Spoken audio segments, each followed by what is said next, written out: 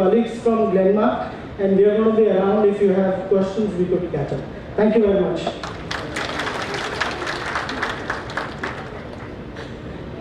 Thank you, Mr. Khera, for keeping it very brief. Without further ado, we will now move on to the next sector, tourism and hospitality. I would like to request Dr. Manoj Mittal, co-founder and chief executive officer of Vedant Cure Healthcare LLP, to share his perspectives.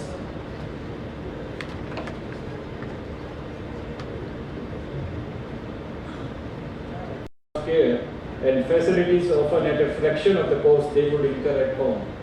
At the same time, medical tourism also provides an avenue for healthcare providers to expand their reach and impact, tapping into a global market of patients who are seeking the best care possible.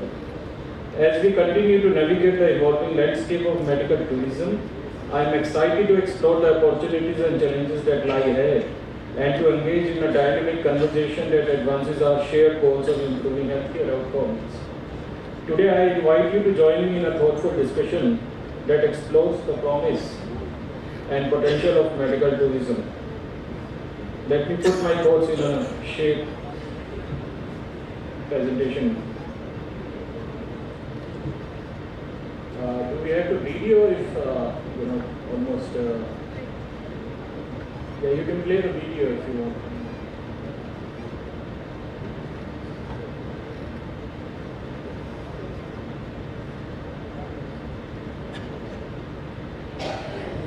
Atithi Devo Bhava is a Sanskrit phrase that means the guest is equivalent to God. This reflects the hospitality in Indian culture and the value placed on treating guests with respect and kindness in India.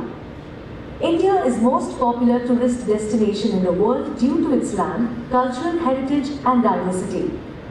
Places like Taj Mahal, Golden Temple, forts and palaces of Rajasthan, beaches of Goa, backwaters of Kerala are popular among tourists. India is also known for another kind of tourism, and that is called medical tourism.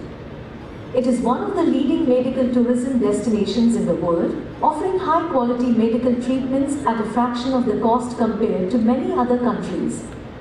The medical tourism industry in India is projected to reach $9 billion by 2026. Currently, it is attracting more than 500,000 foreign patients every year. The cost of medical procedures in India is much lower than in many other countries, making it an affordable option for patients from around the world. For example, heart surgery in India costs around $3,000, while the same procedure in the US can cost up to $150,000. India has a large pool of highly skilled doctors and healthcare professionals.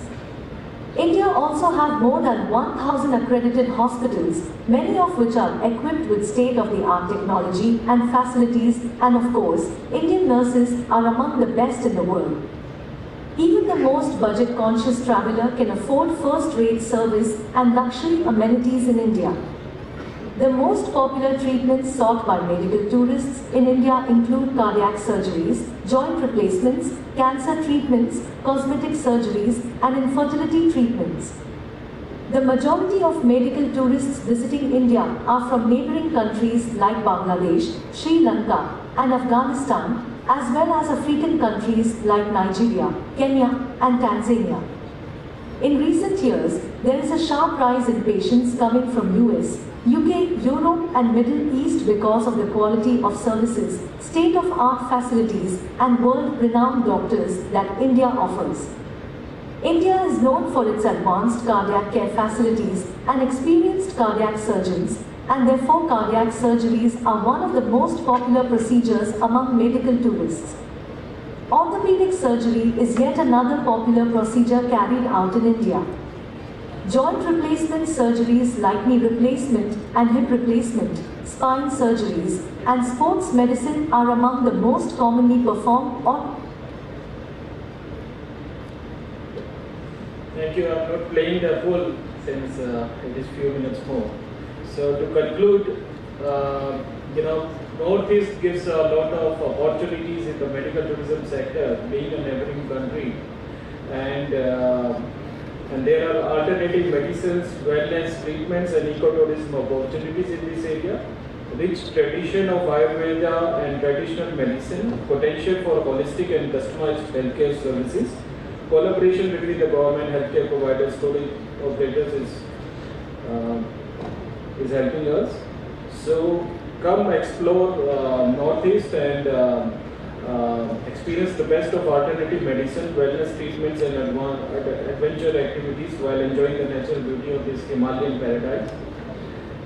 India has everything to be the hub of medical tourism, says our Honorable Prime Minister of India, Modi ji. Thank you so much.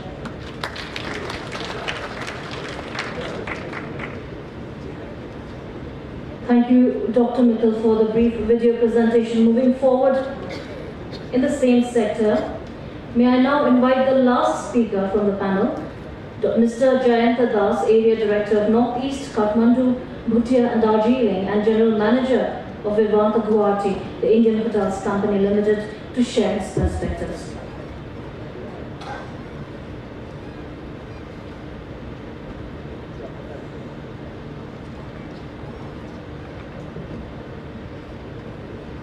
A very good afternoon, respected dignitaries on the dais, ladies and gentlemen. So I am here to talk about the opportunities of multilateral business partnership in tourism and hospitality for the Northeast. I represent the Tata ISL, which is popularly known as Taj Guru.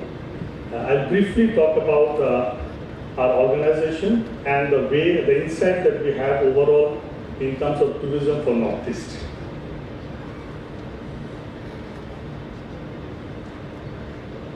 So in the words of our founder, Jamshedji Tata, in a free enterprise, the community is not just another stakeholder in business, but is in fact the very purpose of its existence. So this is an organization which is around 137 years old, a legacy of trust since 1886. We operate in around 150 countries, a revenue of around $100 billion US, 100 plus operating companies, around 7 lakhs employees, known for our pioneering spirit. We are the first in India to have a steel plant, airline, passenger car and luxury hotels. We are among the top 10 corporates in the world, wherein 60% of our revenue actually comes from abroad, outside India. 28 listed companies with a market cap of more than $160 billion. Nation building, which has been our core purpose, and through Tata Trust have helped set up institutions like Tata Institute of Fundamental Research, Tata Institute of Social Science, Indian Institute of Science, Tata Memorial Hospital, Tata Medical Center, and of late Assam Cancer Care Foundation. This is briefly about the organization that I represent, which is the hospitality arm of the Tatas, the ISCL, Indian Hotels Company Limited, which is South Asia's largest hospitality company. Since 1903, since the opening of the iconic of the Taj Mahal Palace in Mumbai, ISCL has welcomed guests with world-class refinement and warmth, while remaining deeply rooted in local heritage and strong global values. From living grand palaces to jungle safaris, landmark hotels to idyllic resorts, from contemporary residences to exquisite Epicurean experiences, and more, ISCL invites you to explore its world of unforgettable hospitality. We are present in around 10 plus countries, 125 locations, 250 hotels, around 400 plus restaurants, 80 plus spas, 28,000 rooms, and an equal number of colleagues, 28,000 employees. We developed a hospitality ecosystem with a legacy of iconic brands. I'll not go through the brands, I think they're all known to us. They're by themselves extremely iconic. As an Indian organization, I think we all should be proud of, and we are humbled and proud to be recognized by Brand Finance as the world's strongest hotel brand in 2022 and the India's strongest brand across all sectors. Now, talking about Northeast as a tourist destination, that's where our focus is. While addressing the 65th plenary of the Northeast Council in May 2016, our Honorable Prime Minister, Sri Narendra Modi ji, shared what the Northeastern states offer to the rest of the world. To quote him, all the states of the Northeast region are blessed with natural scenic beauty, distinct historical, cultural, and ethnic heritage.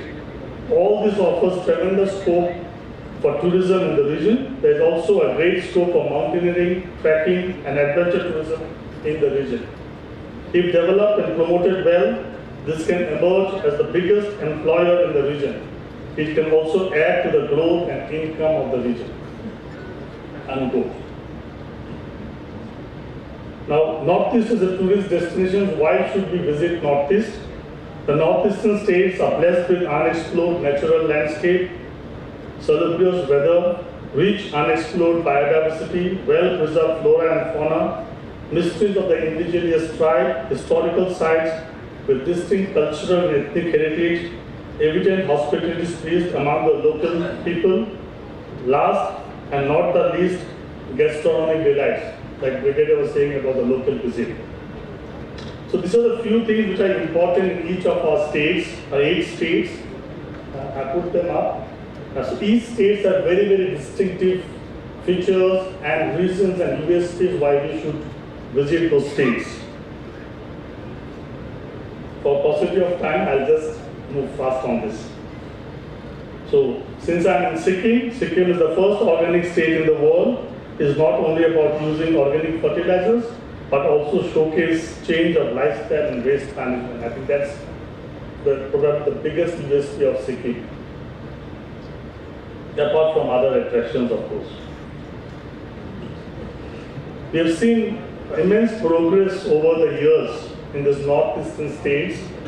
In coordination with government entities, the Ministry of Development of Northeastern Region, which is the donor, has been a forerunner in supporting the tourism industry of the Northeast, working extensively in the following areas: infrastructure development, capacity building to tourism-related training of youths, holding workshops and activities around community-based ecotourism, supporting aviation, promotion of tourism advocacy program, which includes expos and business summits, crafts and cultural festivals showcased in major cities. The Northeast Council has been tirelessly working on the economic and social development and improving connectivity of the region for all developmental activities. Focus from Government of India saw active participation and involvement of different union ministries. This ensured continuous monitoring of projects pertaining to infrastructure, construction of roadways, and launch of new initiatives.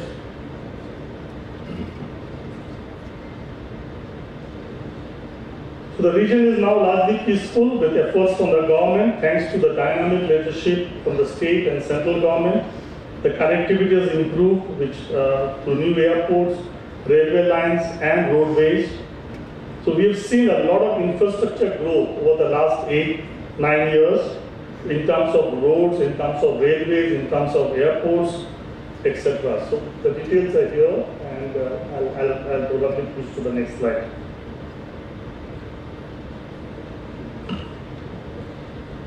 So what are the opportunities for tourism sectors, particularly in Northeast?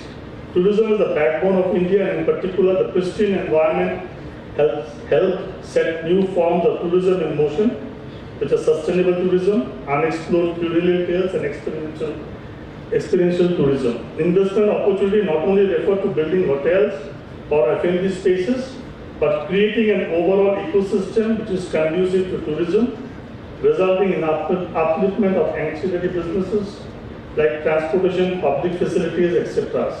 And we have seen huge improvement over the last 8 years. Tourism is based on experience. In a hugely competitive space, there's always a requirement to bring freshness, and India has been successful in creating these niche markets, like palaces in Rajasthan, beaches of Goa, and blending with nature in Kerala. And I think that's where, as an organization, we have always pioneered. And now is the time for mesmerizing Northeast to be showcased across all platforms. And I think that's why we are all here today.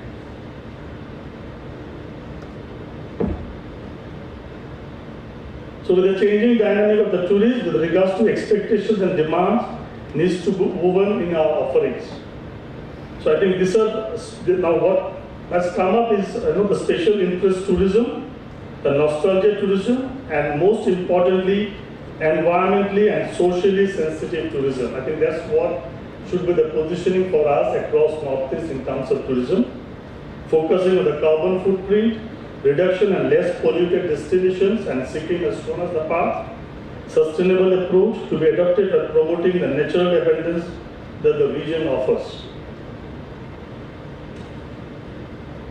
So some focus points that we are strengthening, as we are strengthening our strategy for Northeast, special focus on conservation of natural, archaeological, historical and cultural tourism products, focus on a range of cultural product offerings to visual and performing arts, traditional ceremonies and costumes, fair and festivals, oral literature, life and lifestyles. I think involving the local communities is one of the most key elements, important key elements for tourism.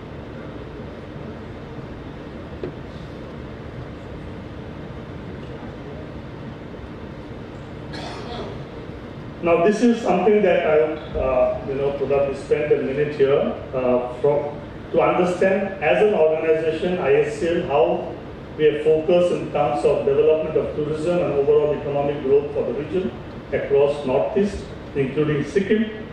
So we had one hotel way back in 2015 which got operational in December 2015, which is the Vivanta at Guwahati. And as I talk to you, over the last few years, we have right now around 9 hotels and 3 homestays, luxury homestays in this region. And to talk about Sikkim, we have a beautiful Vivanta Patyon, which we opened in 2021 December, a little more than a year now. And as I stand here, over the next 3 to 4 months, we are coming up with a Taj luxury resort close to Gangtok and also a Ginger. So there's a huge focus that we have in terms of tourism across Northeast and of course in Sikkim. And this is where we are heading towards. In addition to the 9 hotels that we already have, as I showed in the last slide, we are at different stages of discussion for 12 new hotels across Northeast, across the 8 states. So with that 12, we would have almost around 20 plus hotels in our portfolio across Northeast. In line with the vision of our Honorable Prime Minister, with a lot of humility, I must say, we are the only branded hospitality company who have a focused approach on Northeast as a destination with a definite roadmap.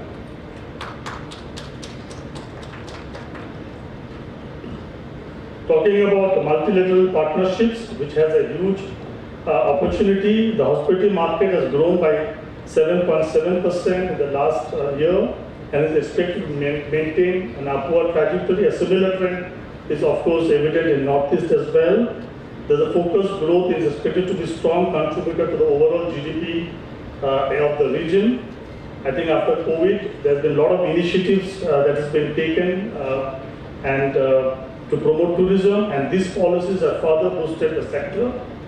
And I'm sure there are enough and more opportunities for branded hospitality companies along with the local operators to collaborate with local partners along with government agencies on a PPP framework and the community to present Northeast India as a viable investment destination for tourism infrastructure and the surrounding ecosystem. To conclude, and just the last slide, Brigadier. Northeast India, the perfect blend of 8 wonders, captivating natural beauty combined with a rich culture heritage. What a happy marriage. Thank you.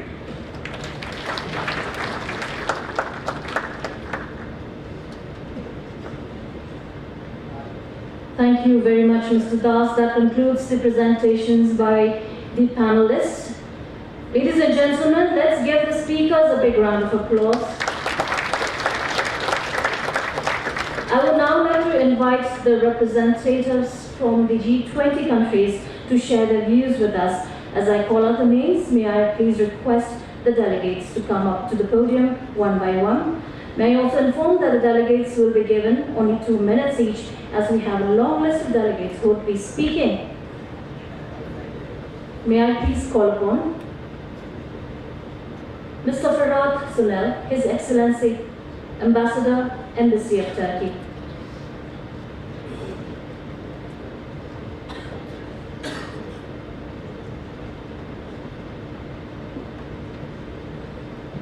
Namaste, dear participants, excellencies, ladies and gentlemen. I'll be very short.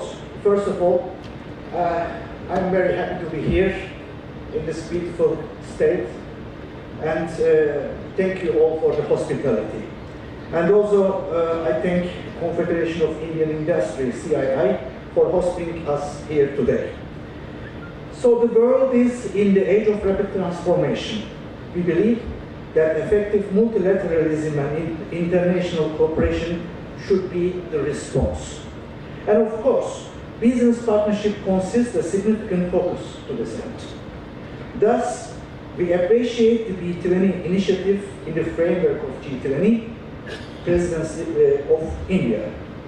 As Minister Çavuşoğlu, Minister of Foreign Affairs of the Republic of Turkey, indicated during the G20 Foreign Ministers meeting in Delhi in early March, G20 has the sources to build and equip effective tools to enhance global well-being. We believe that while working with a view to strengthening effective multilateralism, regional dimensions should not be skipped as well. Exploring the regional potentials will definitely help us to realize India's global skill mapping priority for G20. With its unique nature, beautiful environment, expertise in agriculture and pharma products, and fast-growing economy, Sikkim is a promising state for India's economy and investments.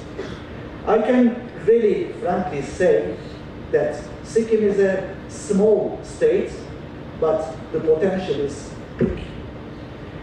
Turkey, alongside with several other sectors, has been giving particular importance to agri-food, chemical and pharma sectors for both investment and international trade. And tourism can be another sector for bilateral relations. Last year, Turkey was visited by 52 million foreign tourists.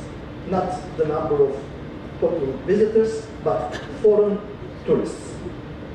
And it makes Turkey the third most visited country all over the world. And we have experience not only in mass tourism, but also ecotourism, adventure tourism, health tourism, etc. So we have immense experience in this regard, and we are ready to share our experience with Sikkim. So we are ready to work further on this agenda, both on bilateral and multilateral levels. I hope our meetings today will provide productive results to them. Thank you very much.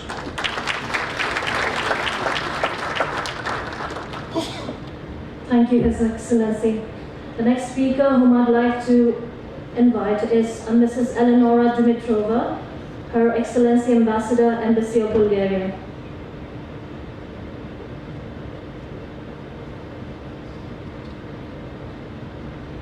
But the clearly the one just called it will be our fault, the foreign delegates, so please excuse us.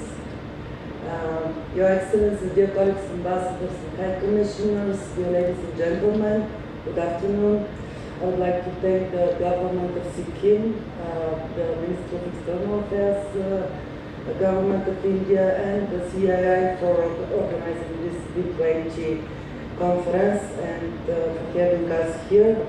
I believe in a post-pandemic environment, now is the right time to have such forums and to speak and to seek reinvigoration of partnerships and new partnerships. The increase of our bilateral turnover in the last decade has been more than threefold. We would like this trade growth to increase further and to further expand the partnership between my country, Bulgaria, and India, especially in spheres like tourism and hospitality, pharmaceuticals, and traditional medicines, which are among the key industries for the Bulgarian economy. Before the pandemic, tourism and hospitality contributed around 12% of the Bulgarian GDP.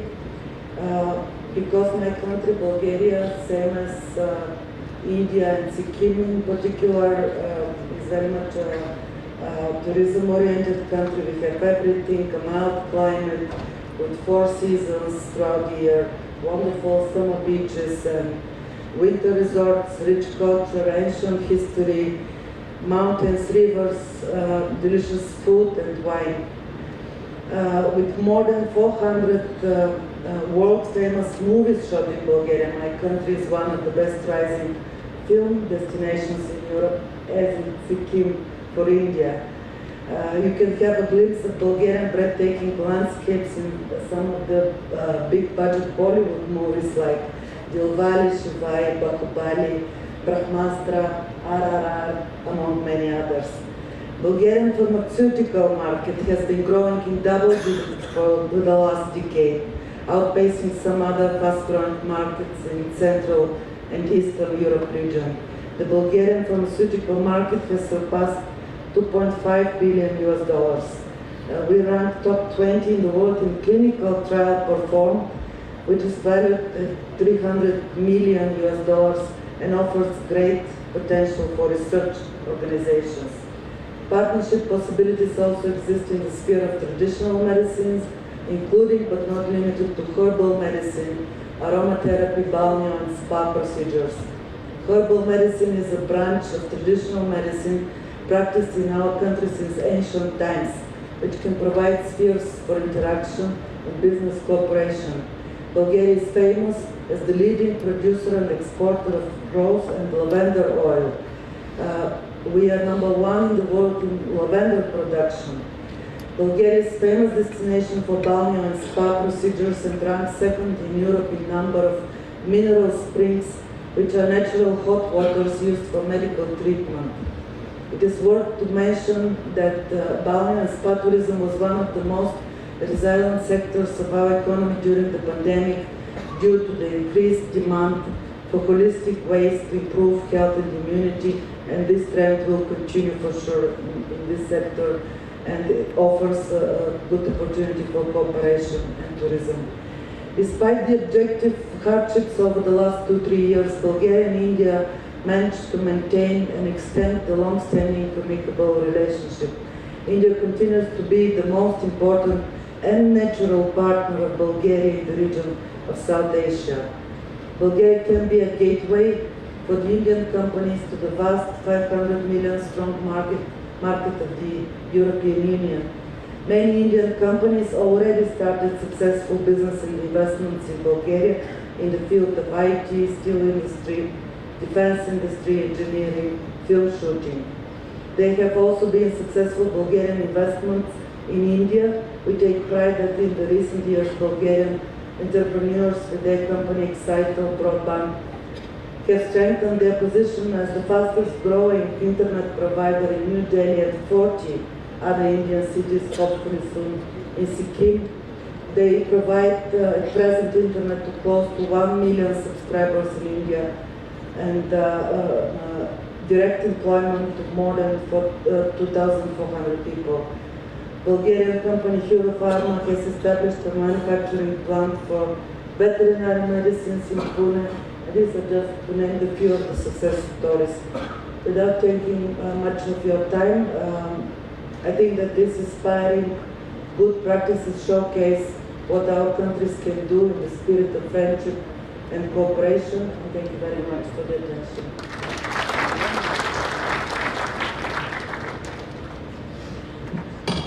Thank you, Her Excellency. May I now invite Mr. Fleming Rao Duarte to come and share his thoughts. His Excellency Ambassador, Embassy of Paraguay.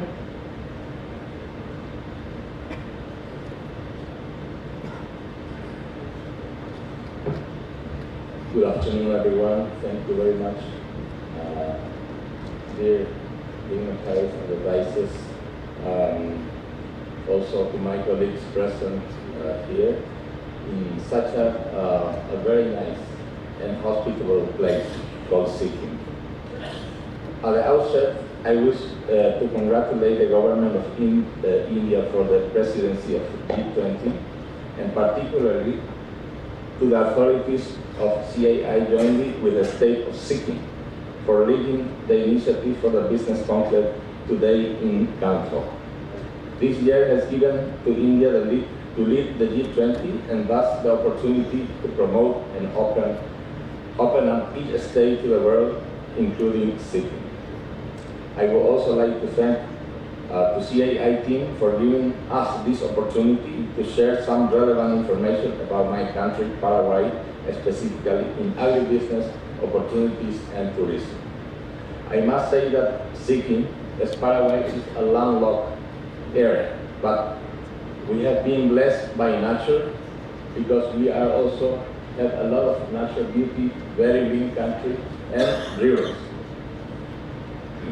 I believe this year will be a major success for promoting business opportunities and deepen South-South cooperation in different fields like climate change and the most important aspect today to overcome problems stem from COVID-19 and also logistics, specifically in the delivery of goods and food.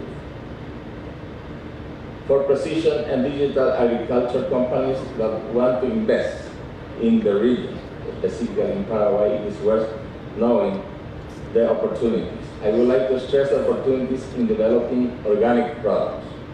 My country, Paraguay, is a country located in the center of South America with a population of 7.5 million people. Paraguay has a long history of agricultural production. Throughout its history, agriculture in Paraguay has been the mainstay of the economy. Paraguay already has fertile land and a well-established agricultural industry. The country has the necessary population of farmers, reserved areas of farming, and very functional agricultural goods industry. Paraguay's competitive advantage in agriculture lies in such products like organic sugar. We are first exporter of organic sugar in the world. Also, stevia, we rank second exporter in the world. Soybeans, cotton, oilseeds, and tropical fruits. The Paraguay government has been supporting the agricultural industry with a number of policies, trying to stabilize the output and seeking ways to ensure the sector is growing healthy and sustainable. The government has been encouraging the sector for decades, and there is a broad political consensus as to the need for land, labor, and tax reform to help the sector reach its potential. We have all the right efforts to integrate new agricultural technologies to improve the sector efficiency and increase land productivity. I would like also to remark that collaboration, and partnership with Sikkim entrepreneurs are open in my country.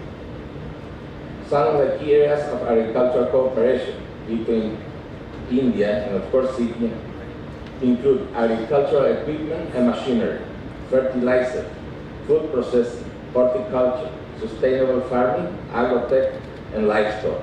India and Sikkim firms can make investment in most of these sectors in Paraguay specifically, and vice versa, and of course across Mercosur, South Common Market, Brazil, Argentina, Uruguay, Bolivia, Chile, and Paraguay can engage in cost-efficient production arrangements. Paraguay is the world's largest exporter, as I mentioned before, of organic sugar, second largest producer and exporter of stevia, 6th largest soy exporter, and 8th largest beef exporter. Indeed, my country has the potential to be a global provider of stevia. The most important market for stevia is currently the food and beverage industry, where buyers employ as a sweetener and flavoring agent with 0 calories. Other important stevia markets include health and tea, and cold healthy encourage the Indian city importers to take note on this particular opportunity. It is worth to mention that Paraguay, as a Mercosur state, party to Mercosur has access to a market of more than 260 million inhabitants. Paraguay is rightly positioned among the 10 countries in the world that have the greatest availability of arable land and inhabitants, with 4.8 million hectares of agricultural and livestock areas. 50% of this area is dedicated to organic products, organic farming products. The countryside employs 20% of the Paraguayan force directly in the agricultural sector. Added to this, there are thousands of jobs related to agricultural production in industries, commerce, transportation, and related services. Paraguay has the potential to establish itself as a supplier of healthy and high-quality food worldwide. It is currently a producer of raw materials, semi-processed foods and ingredients, dairy products, and beverages such as mineral water, flavored water, juices, nectars, and finished foods such as cookies, nougat, baked goods, infusion, and sweeteners. We are also the third largest sweet water aquifer, the aquifer Guarani. The country is going through a process of diversification of energy matrix. We have the largest hydro plant productivity in the world, the Itaipu Dam. In recent times, the production of non-traditional goods, oils and derived products, including biofuels, bioplastics, and other derivatives from soybeans, sunflowers, sesame, and eventually canola has increased. Cassava has gained importance in a raw material for the production of bioplastics. The agro industry also presents growth opportunities in the field of aromatic and medicinal herbs. I learned that Sikkim has more than 900 herbs. Also in Paraguay, we have more than 3,000 types of herbs that needs to be researched and also systematized. I think we can learn much from Sikkim in this regard. There is an abundance of tropical and citrus fruits with enormous growth potential, such as oranges, grapefruit, mangoes, bananas, guavas, passion fruit, melons, among many others. Paraguay offers excellent conditions for a wide variety of vegetables such as tomatoes, onions, cucurbits, beans, and manure. We can also promote joint venture type of association for the development of new crops like curcuma, turmeric, and other spices like ginger. The supply of forest products from Paraguay has been characterized by a supply of high-value timber species from native forests. The current stage is one of transition in the use of raw material, with a tendency to process wood logs from fast-growing plantation, with 60% of processing of wood logs from plantation and 40% from native species. For the development of forestry plantation, Paraguay has a large area of land suitable for the development of high-productivity forestry plantation. Some studies indicate that 45% of the territory has potential for forestry production. In conclusion, I would say that Paraguay has become a bright spot for economic growth in South America. Buoyed by robust agricultural sector, business-friendly government policies, and low cost of labor, the country has experienced significant growth in recent years. I would strongly reiterate that Paraguay has a unique position in a regional and global level to aspire to be a leader in production and export of very high growth sectors. The momentum is right now with it has the characteristic of a vibrant new India mission opened last year and inaugurated by Dr. Jaishankar, jointly with other high visits in the recent past. The interaction between our people are mounting. Finally, I would like to mention that Paraguay and India has also recently signed an MOU for the promotion of tourism sector of both countries. In this regard, some farm tour delegation from India has visited Paraguay, and these activities can also be replicated with the beautiful and hospitable state of Sikkim. I believe that agribusiness, organic products, academic and cultural exchange in tourism offers the best field for collaboration, cooperation, and partnership between Sikkim and our country. Thank you very much.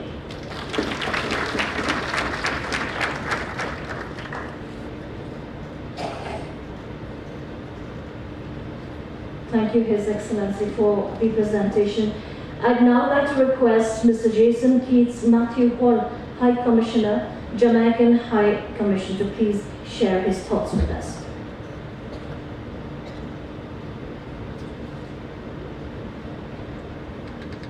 Namaskar, good afternoon. Honorable members of the day, fellow colleagues, ladies and gentlemen. I suppose given the paucity of time, I'm going to have to do a Usain Bolt version of my presentation, so just try and keep up with me. As my colleagues have done before me, I must congratulate firstly India on its very ambitious program for the G20 presidency, and also to CII putting together this P20. And like my colleague in Pharmaceuticals, I feel a little left out not being part of G20, so I've actually created a J20. But again, because of the paucity of time, I'll give you 5 of them. So, you know, Jamaica, I hail from Jamaica, a land of superlatives. Easily, in per capita terms, one of the most remarkable places you'll find, by way of our excellence, our legacy of excellence in sport and in music. And in many ways, I see many similarities between Sikkim and Jamaica, both as countries dependent on tourism and with tremendous potential. I noted with great interest your presentation about tourism, Mr. Srivastava. And in my J20, I have a few points. We're here to talk about intersecting points where we can collaborate vis-a-vis G2B, B2B, and of course my favorite H2H. I'll tell you more about that later on. So in terms of tourism, you know, we all recognize tourism as a key economic driver and this multiplier effect that it plays. And it is also the most vulnerable of industries. And in this regard, Jamaica, also a mature tourism destination, has created the Global Tourism Resilience and Crisis Management Center, and they're now building a fund. And this is an area where we can collaborate very closely. Of course, I should point out that Jamaica and India share over 60 years of uninterrupted diplomatic relations. So it is good to now be here in Sikkim, where we can further strengthen that relation and collaborate in particular in areas of tourism. I also note your comments about homestay, and of course community-based tourism is the most sustainable form of tourism and is an area in which Jamaica has done extremely well in terms of communicating that product and engaging with the actual tourists. Another point of engagement, which I note that you mentioned, was your engagement with the travel trade. And this is an area where Jamaica has been particularly innovative. We were actually the first tourism board to use a website, Little Jamaica, to do that. And so we have always led at the forefront of innovation in marketing, brand positioning. And of course, I dare say that CII hosting this event here in Sikkim is taking it to new heights. I think you should use that in your next tourism tagline. So there's also the matter of linkages in tourism. When you think about the tourism industry, there are leakages because a lot of the tour packages are booked overseas and sometimes the funds are not retained in destination. And so what we have created in Jamaica were opportunities to create linkages. I speak specifically to joining, for example, agricultural output directly with tourism consumption and how you integrate the various sectors. Tourism is a multi-sectoral approach involving various sectors, and so what we sought to do was to strengthen the linkages between the sectors, and that's an area where we could also collaborate. Another interesting area is talking about strategies for attracting foreign direct investment. Crafting multiple value propositions, because of course, in the business of attracting investment, it's a very competitive field, as is tourism. You spoke of measuring impacts. We have also created specific economic modeling tools that enable us to accurately calculate the impact, for example, of staging an event. So if it's a sporting event or a cultural festival, we use this tool to gauge what the actual impact will be by way of economic contribution and, of course, the inherent cost. So that's just a bit on tourism. Other areas that I think we could collaborate on are, of course, collaboration in sport. Little Jamaica has won over a third of the total medals to be won in all sprinting activities. And this is only surpassed by the US, who exceeds our population by a factor of 100. So, and one of the things I'm always asked, why do Jamaicans run so fast? That's another discourse, but I'll tell you, one of the things is our topography, and you have that topography here. So these children that I see walking to school in the morning, climbing these hills, they are building critical muscle to become the next Usain Bolts. So we can help you along in that area as well in terms of technical expertise. And that segues naturally to collaboration in education. We recognize education as future building. And I couldn't help but note the amount of academic institutions just on the brief drive coming up here. And I thought to myself that this is an area where we would do well to fashion academic exchanges. If there's one thing that COVID taught us, it separated us physically when we had to go into quarantine, but it brought us together digitally. And so no matter the distance, we can fashion platforms of collaboration on an educational basis. Given Jamaica's strategic positioning, and I know all of my colleagues in here, especially those from Latin America and the Caribbean, will talk about their positioning. If you look at a map, it's undebatable. Jamaica is right at the center. And so this strategic geographical location lends itself specifically to becoming a gateway for Indian innovation to the region, to the Caribbean region, to the wider Caribbean region, to the Americas. And of course, we benefit from some very unique and favorable trading relationships with North America in particular. So when you spoke about your challenges in the pharmaceutical industry, I thought to myself that this would be an excellent opportunity for you to avail yourself of Jamaica's strategic geographic positioning. Finally, I mentioned H to H. So G to G, you know, is government to government. D to D is business to business. H to H is heart to heart. And so Jamaica, being the land of Rwanda, we look forward to having significant cultural exchanges. You have a remarkable culture here, as do we, and I certainly look forward to hearing some good, solid reggae music resonating through these hills and valleys. So, thank you very much for the very warm welcome.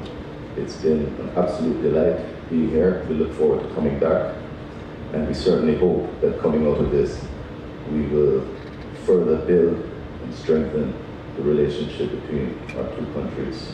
Jai Hind, Jai Sikkim, and Jai Jamaica.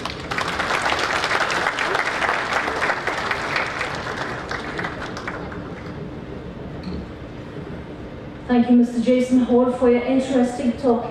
The next speaker is Mrs. Martine Amdahl Botheim, Minister Councillor and Deputy Head of Mission, Royal Embassy of Norway.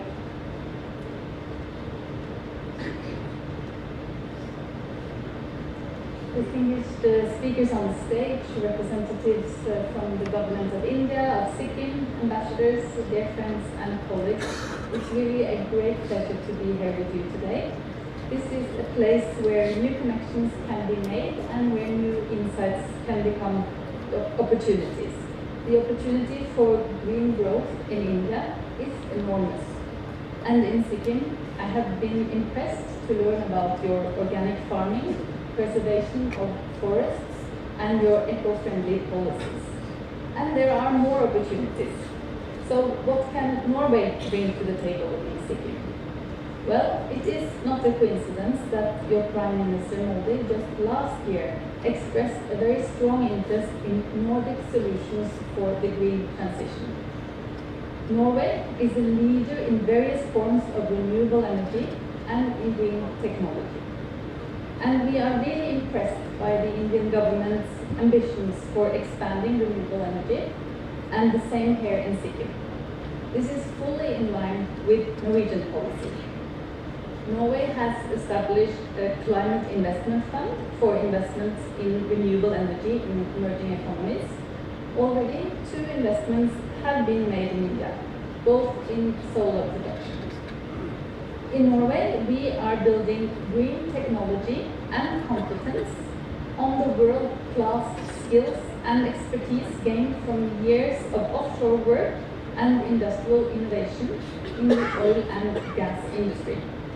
We also have over a 100-year-long history of developing and making good use of hydropower. In short, we are now increasingly using our deep knowledge and lean adaptability towards building a green and sustainable society. And we are not planning to keep our knowledge or our competence a secret. Now we want to bring it to India and to Sikkim. The number of Norwegian companies that operate here in India has doubled already since 2013, and the Norwegian presence is already significant and growing. Many of our biggest and most important companies, like Statkraft, Aker Solutions, Equinor, and DNB, are already established here, and they are great representatives of Nordic societies and businesses, reliable, ethical, and competent. Statkraft, a 100% state-owned Norwegian company, the largest in renewable energy in Europe, is ready to make a concrete investment here in Sikkim.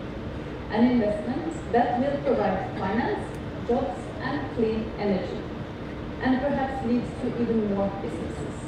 From the Norwegian Embassy, we support this in any way that we can.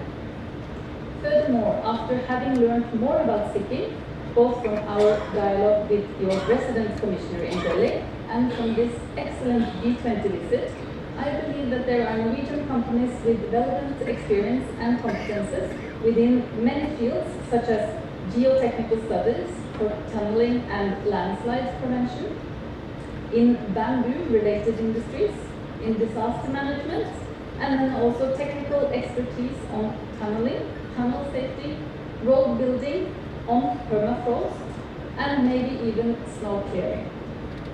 To make sure that we increase trade and investment that will benefit us all, we need to improve the framework conditions. For all companies, regardless of nationality, a stable and predictable framework, transparency, and a level playing field is crucial.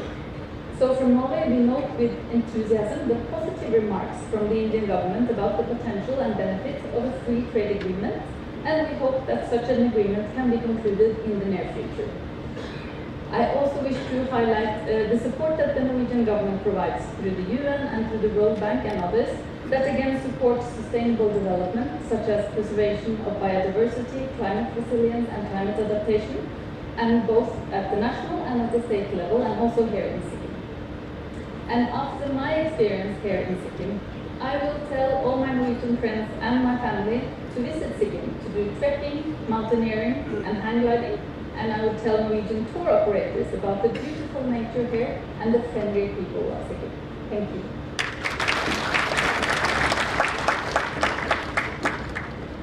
Thank you, Mrs. Martin, Bortheim, for your kind words and insights.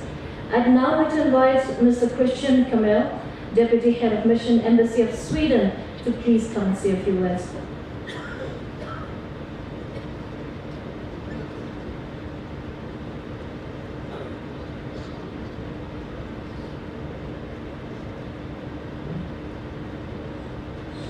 Good afternoon, ladies and gentlemen. I wish to thank the G20 Secretariats, the Confederation of Indian Industry, and the government of Sikkim for organizing this event and for inviting us for great hospitality. Let me assure our gracious hosts that we, as guests, feel very much welcome. Thank you. I pay this my very first visit to Northeast India at this very important year, this point in time, when Sweden is holding the presidency of the European Union, concurrently with India holding its G20 presidency. This year is also a jubilee year for the Indo-Swedish partnership. Diplomatic relations between Sweden and India were established in 1948, and 2023 therefore marks 75 years of close bilateral diplomatic relations. This said, business relations between our two nations have been ongoing for even longer. The Swedish company Ericsson, for instance, did its first business in India 120 years ago in 1903. And today, Swedish companies contribute to more than 220,000 jobs in India, of which more than 80,200 in northeast India. A steadily rising number of Swedish companies, 263 at last count, have established themselves in India. Our trade and investment partnership is thriving with around 247 billion rupees in foreign direct investments from Sweden to India, whereas Swedish imports from our country amounted to more than 190 billion rupees in 2021. So very solid business cooperation going on between our countries. Also, the friendship is clear from the more than 45,000 Swedish tourists that visit India every year. We share ambitions for the future. Our countries both prioritize an increase in organic farming and development of the agricultural sector. To take just one example of what has already been done from Sikkim, where we found ourselves, the Swedish company Plenary provided its expertise already to the Sikkim government, as well as training to entrepreneurs in the dairy market, which in the longer term will most likely increase the dairy supply from Sikkim to India's rapidly growing population. Sweden and India also have a long tradition of friendly and mutually beneficial cooperation in the health sector. Swedish companies from the pharmaceutical and medical technology sectors are well established in India for decades. Our company AstraZeneca developed and produced pharmaceuticals in India, and Medicover hospitals currently provide first-class healthcare in 16 cities. Now, as mentioned, out of the 220,000 jobs in India that Swedish companies contribute to, currently 8,200 are in North America. So I very much welcome the initiative to bring us representative of foreign states to this part of India, to the northeast, for us to learn more about the state in this part of huge and amazing India. We share your hopes that the presence of international companies, in my case Swedish companies and businesses, will be even larger also in this part. So we have a long friendship and long cooperation.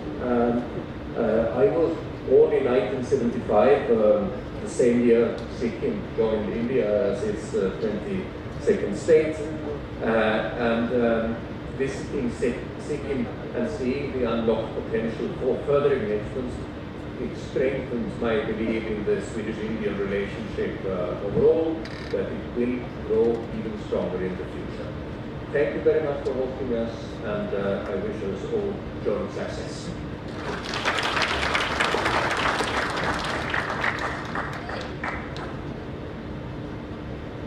Thank you, Mr. Kamer, for sharing your thoughts with us.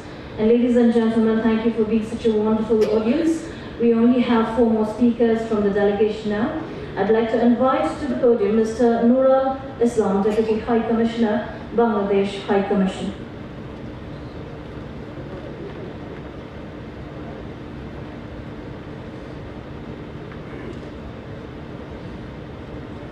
respected dignitaries on the dais, excellencies, ladies and gentlemen, good afternoon. First of all, I would like to convey my sincere appreciation to the Confederation of Indian Industry for organizing the G20 meeting here in beautiful city, Bangkok, Sikkim. I also thank the state government and the organizers for welcoming us so warmly and for extending hospitality. India has been a tested and trusted partner for Bangladesh over the years. And in the last decade, the bilateral relationship has been transformational, especially for the northeast region in many ways. The average distance between Bangladesh's major cities and different northeastern states is between 20 to 300 kilometers. As a result, Bangladesh is always considered crucial for this region's connectivity with mainland India by air, road, and river routes. Because of such strategic location, there are several opportunities for trade, transportation, commerce, and people-to-people contact between Bangladesh and the northeast, particularly with Sikkim. In fact, the ties between Bangladesh and northeast determine the current pattern of commerce between the two countries. In Bangladesh, there is a high demand of raw materials like minerals and other natural resources which are found in northeast India. From our side, we can increase import of resources such as coal, limestone, stone chips, bamboo from northeast region. On the other hand, a state like Sikkim can import finished goods like cement, plastic, or synthetic household goods, ready-made garments, processed food, soft beverages from Bangladesh. This could make a more compelling case for increased trade between Bangladesh and the northeast. We can also develop health and religious tourism in addition to other natural places of interest in Sikkim. However, the first step towards increasing tourism between Bangladesh and the seven sisters will be to make fully operational all the border checkpoints to these roads.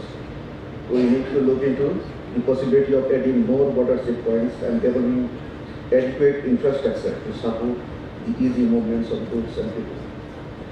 Sikkim's hydropower potential may contribute to enhancing ongoing power proportion between the two countries.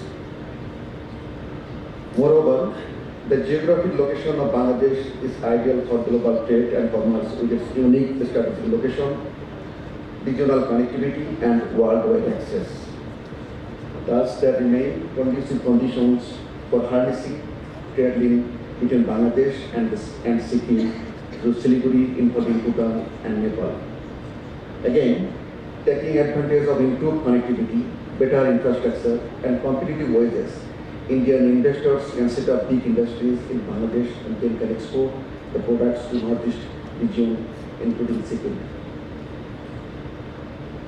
Let me briefly touch upon some other points. The G20 platform and private sector can engage in developing skilled and trained human resources in countries like Bangladesh, which could act as a key component of a sound tourism infrastructure. At the same time, community-based tourism, which with a focus on youth, could be a viable pathway to achieve economic empowerment through employment generation. Vaccines and essential health technologies need to be considered as global public goods in the face of any health emergency like COVID-19. An adequate local production promotes easier access to medicine and vaccines. A country like Bangladesh has a vibrant pharmaceutical industry which has the potential to manufacture affordable and good quality vaccines and medicines. But we need technical know-how, right technology, adequate resources, as well as trips and patent waivers. We welcome any joint venture and partnership with the concerned business communities of the G20 countries in this regard. Lastly, with regard to organic farming, we need to improve our present capacity to keep a balance between public demand for organic food and organic food farming. As organic farming is way more expensive than modern farming, countries like Bangladesh seek more investment from business conglomerates and large companies to reap the potential of organic farming. Thank you.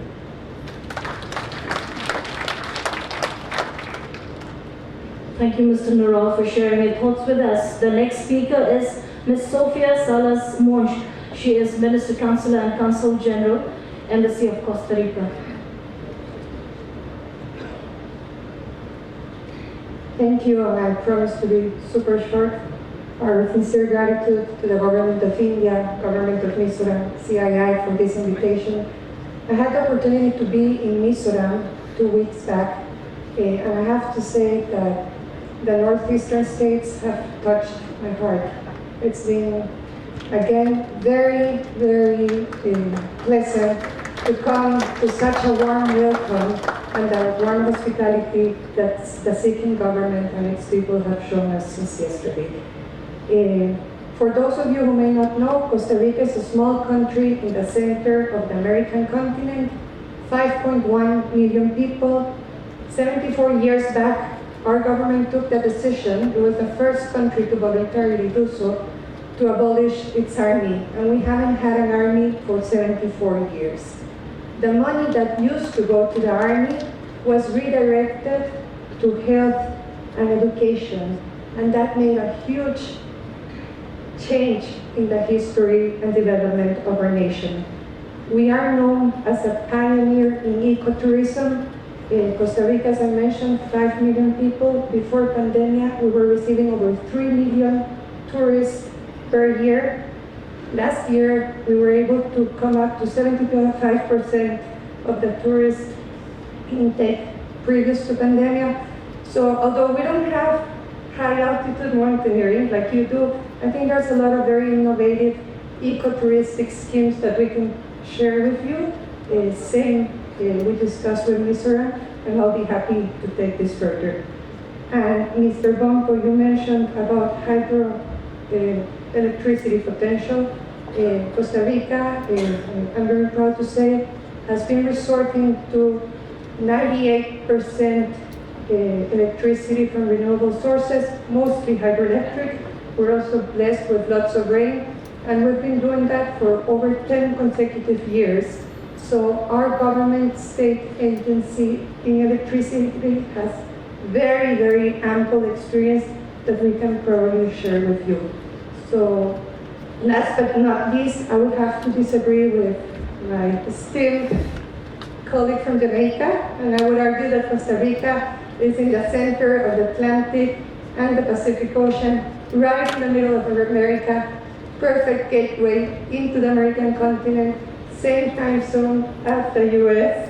We have ample trade agreements with so many countries, and IT companies and also pharmaceuticals have identified Costa Rica as one of the best nearshore operations. So we'll be happy to take this further. Our investment agency has been ranked as one of the best in the world, and I'll be happy to discuss with some of the pharmaceutical representatives also here. Thank you very much.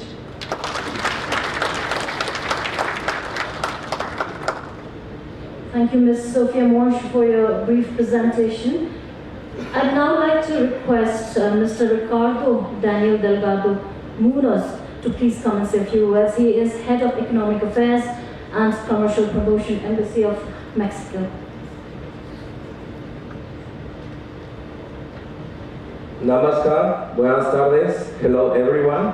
I am Daniel Delgado, I'm Head of Economic Affairs and Commercial Promotion at the Mexican Embassy, but I'm also holding a second position that is holding the door, and I don't want to steal more minutes of your time, so I will be brief and I will only highlight three main points. Is how we can expand Mexican presence in Northeast India, how we can seek for a cooperation between Mexico and Sikkim, and also how can Sikkim seek opportunities of investment and commercial promotion in Mexico. So I think right now we're in one of the best moments of the relationship between Mexico and India, a long-standing relationship of 70 years. And one of these reasons was COVID-19.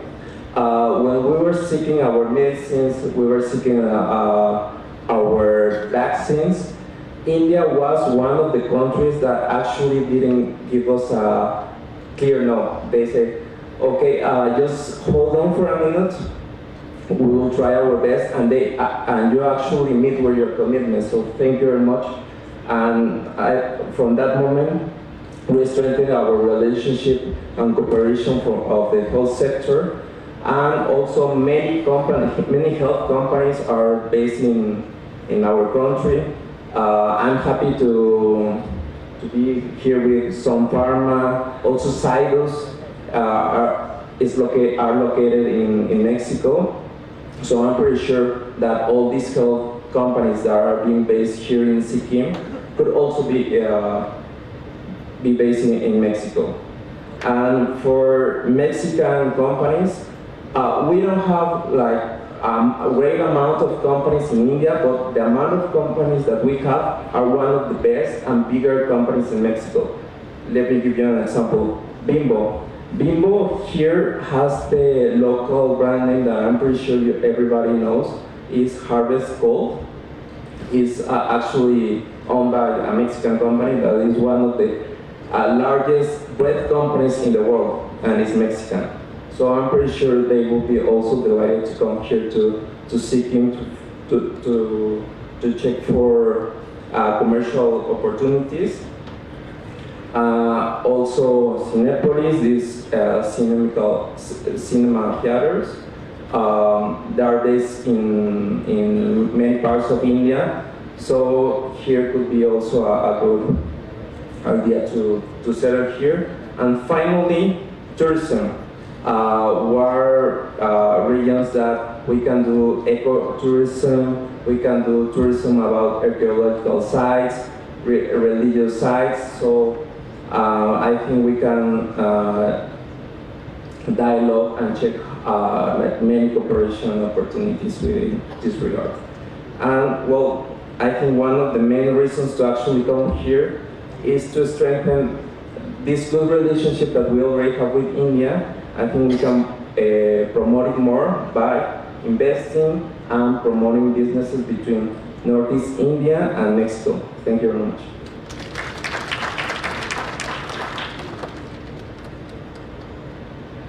Thank you, Mr. Ricardo. And last but not the least, we have Ms. Mitali Nikor, Transport Specialist, World Bank Group.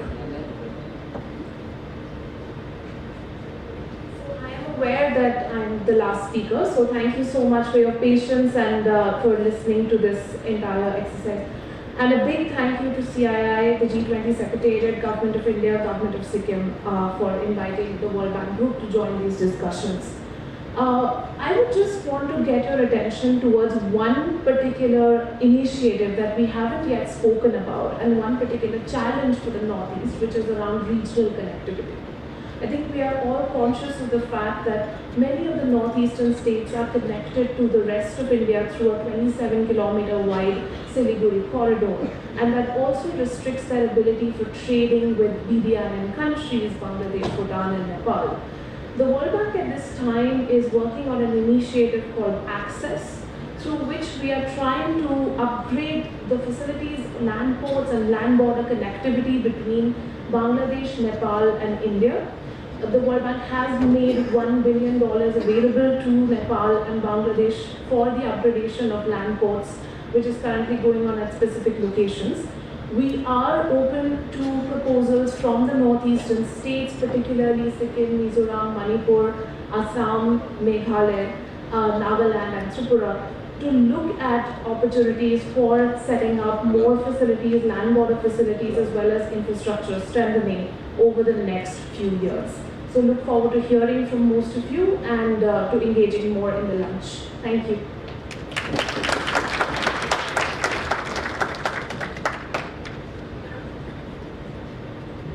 Thank you, Ms. Mitali Nikor.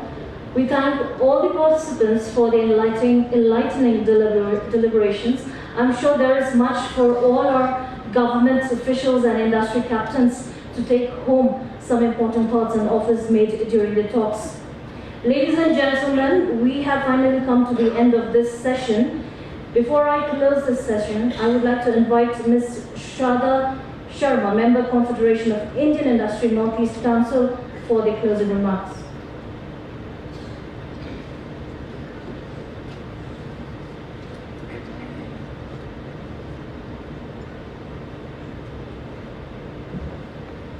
Good afternoon, ladies and gentlemen. I am Shraddha Sharma, Director Skipping Stones Private Limited, President of Sikkim Hotel and Restaurant Association and member CII. I feel truly blessed, honored and grateful to have this opportunity to present the vote of thanks to all present here at the B20 conference. I would like to take this opportunity to extend my heartfelt gratitude to each and every one of you for being a part of this wonderful event. I would like to especially thank our overseas dignitaries and guests who have taken the time out of the busy schedule to be with us today. Your presence has made this day even more special. The perspective on global inclusive trade and economic development have opened up vistas for partnership, collaboration, and mutual growth. We are grateful to Mr. N.L. Srivastav, Additional Chief Secretary, Tourism and Civil Aviation, Government of Sikkim, for his presence here today. Sir, we understand that the department is working on promoting Sikkim tourism in a big way. We, the tourism stakeholders, welcome your initiative and feel this would immensely benefit the industry in the state, and we are confident that the tourism sector of Sikkim will reach even greater heights under your capable leadership. I thank Mr. Karma R. Bonpo, Secretary, Commerce and Industry, Government of Sikkim, for sparing his time to be with us. Your words have prompted us to visualize the possibility of investment opportunity from a new perspective. The government's vision to promote and encourage investment is surely going to benefit the state. We are thankful to Dr. S. Annabalagan, CEO, Sikkim Organic Farming Development Agency, Department of Agriculture, Government of Sikkim, on the organic farming mission of the state. Sikkim is the first organic state in India, and this is possible only with the active support and cooperation from the Sikkim Organic Farming Mission. Our special thanks to Dr. A.H. Khan, Senior VP Corporate Relations, Sun Pharmaceutical Industry Limited, Mr. Anurag Kher, Group VP Head Corporate Affairs, Glenmark Pharmaceutical Limited, in the detailed presentation of the pharma sector in Sikkim. Sikkim is the pharma hub of the country, and we laud the effort of the private sector and the government for embarking on an ambitious plan to bring more investment to the sector. There is scope to engage in the international community, with the international community, on the pharma exports from Sikkim. My heartfelt thanks to Mr. Jayanta Das, Area Director Northeast, Kathmandu, Bhutan, Darjeeling, and GM Vivanta Guwahati IHCL, Mr. Manju Mittal, Co-founder, CEO, Vedant Cure Healthcare LLP, Mr. Pinsu Gyatso, General Secretary, Homestay Association of Sikkim, for giving us a detailed overview of the hospitality scene in Sikkim and how to take it forward. The tourism sector in Sikkim has evolved over the past 35 years, and today we are appropriately positioned to take the next leap. With the entry of brands like Taj in Sikkim, we know this is just the beginning. The opportunity for investment in tourism and hospitality sector is tremendous in our small, beautiful and organic state. I would like to mention a special thank you to our dynamic leader, the Honorable Chief Minister of Sikkim, Shri P.S. Gole Sir, for his vision and relentless dedication towards the entrepreneurs of Sikkim. Sir, more power to you, and we salute your effort in leading the state to a new era of progress. Last but not the least, would also like to extend my gratitude to all the officials of Government of India, Government of Sikkim, and especially CII, who have worked tirelessly to make this event a reality. Their dedication, hard work, and passion have been the driving force behind the success of this event. With these, we conclude our proceedings of the conference. Thank you, ladies and gentlemen.